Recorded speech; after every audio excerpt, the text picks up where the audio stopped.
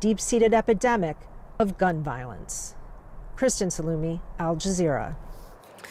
Stephen Kent is the host of the podcast right now on Al Jazeera's digital platform, Rightly. He joins us live via Skype from Fairfax, Virginia. Thank you for your time. Hey, when you look at what happened in Indianapolis, at what seems like a constant stream of shootings in the US, do you think that gun laws, gun control as it is right now in the US is working?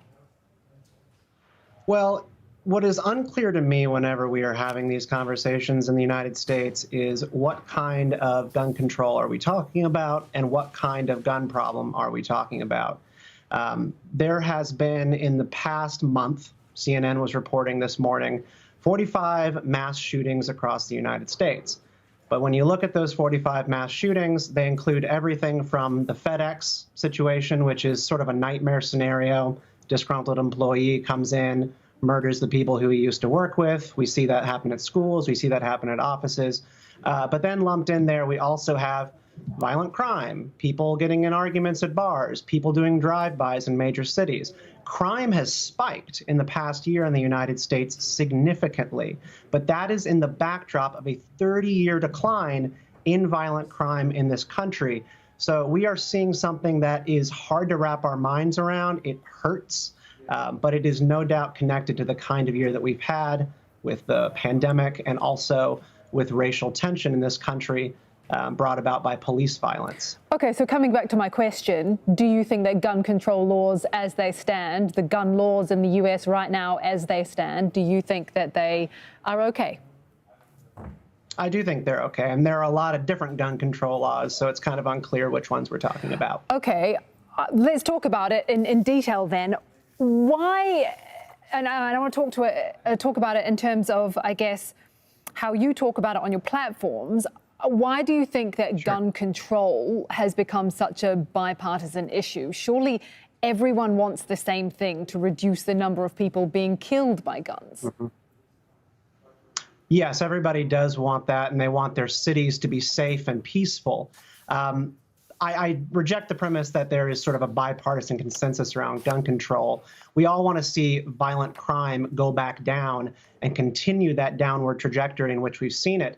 But it puzzles me when we are having these sort of dual debates, right, about gun control and gun violence, and also police shootings, right, where police are too intimately involved in the streets of our communities, coming into confrontation with everyday Americans, seeing someone with a gun like they did in Chicago and thinking this is some sort of enemy who I need to take down. And we want to ratchet up those sorts of tensions. We want to ratchet up that kind of policing in the country. There's a cognitive dissonance here about what we need to be doing. There are a lot of different gun control laws you could enact that speak to different sorts of crimes. But we need to talk about what those are. Are we talking about handguns? Are we talking about long guns, these so-called ghost guns? That makes a big difference about what kind of conversation we have about it. Okay. Is the issue of gun violence not also an issue of racial justice and should be part of the conversation when we talk about gun violence? Because Black Americans are much more likely to die from gun violence than white Americans. Yeah. In all forms: homicide, suicide, police violence. Obviously, the factors to address that are complex, rooted in inequality. But with Black Americans so much more at risk, shouldn't those in power be obligated to change the status quo?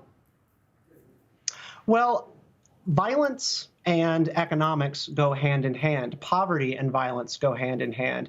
Black Americans disproportionately live in poverty in this country and in poor communities, right? So violence is higher. What do you think is going to happen if we declare some sort of war on guns in this country in order to protect people on the streets?